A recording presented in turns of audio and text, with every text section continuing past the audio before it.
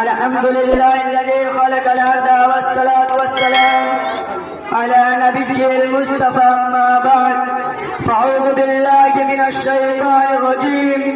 بسم الله الرحمن الرحیم. آج کا دن ہمارے لیے بہت خاص ہے کیونکہ آج 15 اگست ہے یعنی ہمارا یوم آزادی. آج ہی کے دن 1947 کو ہمارا پیارا ملک ہندوستان انگریزوں کی غلامی سے آزاد ہوا تھا.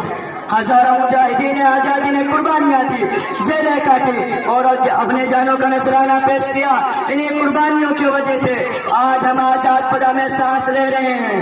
ہم ان تمام بزرگوں کو دل سے سلام پیش کرتے ہیں. اس آزادی میں علماء اکرام اور مدارس کے طلبوں کا بھی بڑا کردار ہے. مولانا ابوالکلام آزاد، شیخ الہند مولانا محمود حسن، اشفاق اللہ خان اور بہت سے دوسرے مسلمان رہنماؤں نے بھی اس تحریک میں حصہ لیا. ہم چاہتے کہ ہم ان کی قربانیوں کو یاد رکھیں اور خود بھی ایمان، اتحاد اور قربانی کے راستے پر چلیں. ہم اپنے وطن کے وفادار بنے، صاف ستھرا رکھیں، جھوٹ، نفرت اور ظلم سے بچیں اور دوسروں کے لیے مدد کریں. آج کے دن ہم سب ملک والوں کے لیے دعا کریں. یا اللہ ہمارے ہندوستان کو امن، ترقی، محبت، بھائی چارے کا گہوارہ بنا. ہمیں علم، عمل، اخلاص عطا فرمائے. آمین.